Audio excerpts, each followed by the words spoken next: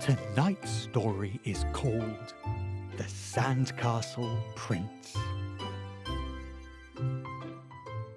It was a rainy, gloomy day in Horsmar Lonapool, and nobody was playing outside, even though it was a Sunday and there wasn't any school until tomorrow. To Alison, it felt like a waste. This was her day for playing with her best friend Steve and their friends Amici and Asher. But none of their mummies and daddies liked them playing outside when it was wet. You bring mud and yuck back into the house and it goes all over the carpets. There's plenty for you to do inside. But Alison didn't think so. She'd read all her books and she'd played with her toys already. As she stared out of the window at the drenched garden and countryside beyond, she thought of all the fun she could be having if it wasn't so soaking wet. She stared at the raindrops making their way down the window. And then she looked closely at one particular raindrop.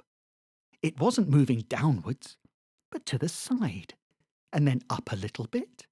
Raindrops couldn't move up a window, surely. She watched some others, and they all seemed to be moving in different directions.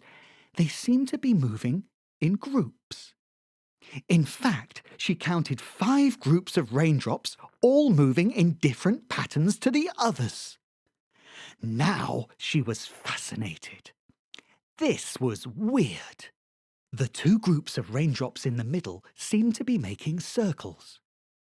The group of raindrops to the left seemed to be making 2 lines, one going down and one across at the bottom, like an L.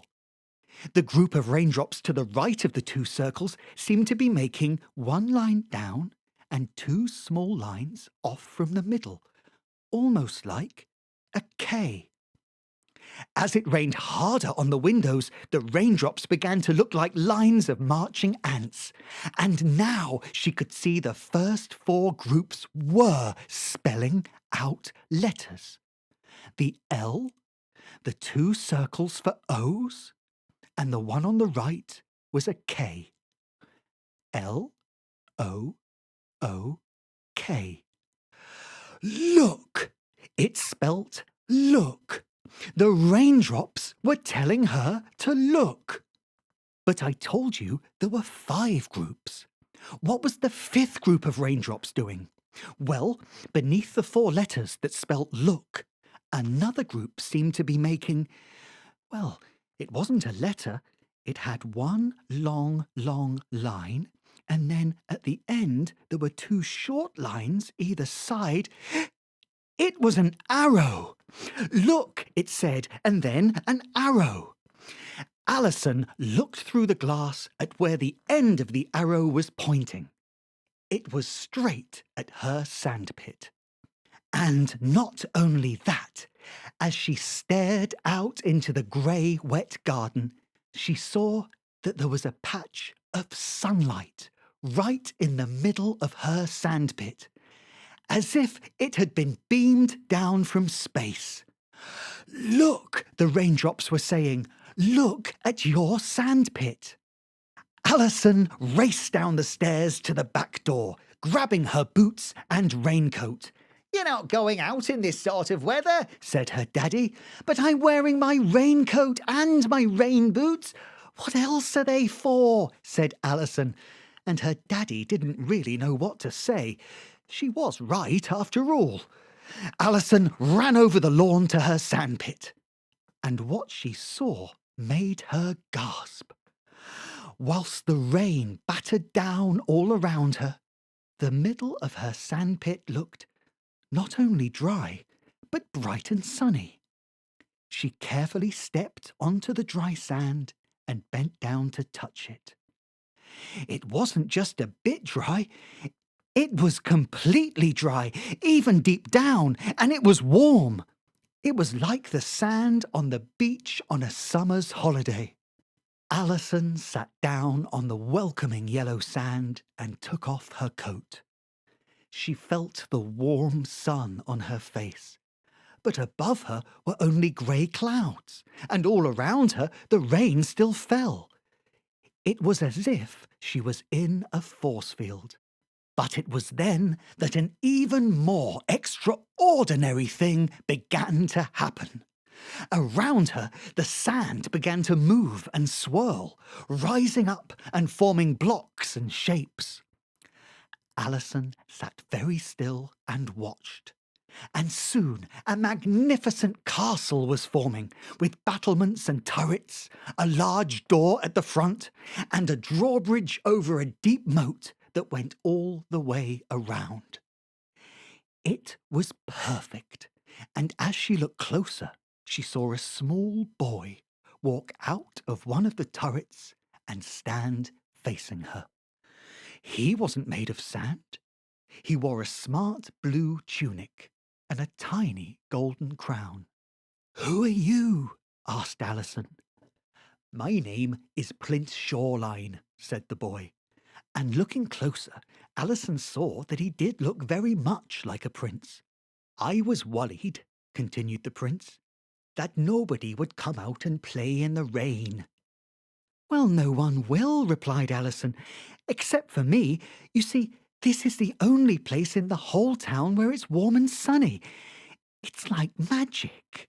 "Well, of course it's magic," said Prince Shoreline. "I asked Sandclap, the court magician, to make one spot of sunshine on one sandpit in town, so I might play with a friend." "We're friends?" asked Alison. "Well," said the prince, "if we're making castles together in a sandpit, then I propose that we must be friends." Alison agreed, and then had a thought. "Prince, I mean, your Highness." "Oh, please call me Ben." "Prince Ben, can Zanclap make it sunny in any sandpit?" "Oh, but of course, he's the most powerful court magician anyone can remember." "Then I have an idea," said Alison. On the other side of Horsmarlonapool, Steve was in his bedroom staring out of the window at the wind and the rain. But then the raindrops on the glass began to move and form shapes. Can you guess what they said? L-O-O-K. It spelt look, and there was an arrow pointing towards his sandpit, which seemed all of a sudden to be sunny and bright. A mile away in the old town, Amici and Asher were sat watching TV as the rain suddenly began beating as hard as fingers on the window. They looked over to see letters forming. There was a G and an O. G-O. Go!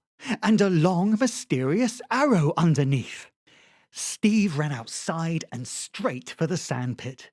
He felt the warmth of the invisible sun on his face and dug his hands down into the dry sand.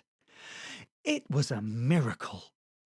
But then the sand began to move and shift, and up through it came... "Alison," said Steve, "how did you—" "Wait," laughed Alison, and as the sand rose and twisted, it formed a castle. And who appeared from one of the turrets? Prince Shoreline, or Ben, as he was now known. Then, through the garden gate, came Amici and Asher, sheltering under an umbrella. "Quick," said Steve and Alison, "over here!" Soon, the 4 friends, well, 5 friends with Prince Ben, were all playing in the warm sandpit together. "This has worked out better than I could have ever wished," said the prince. "It certainly has," said Alison. "And the best thing is, it's supposed to rain next weekend too." Sweet night.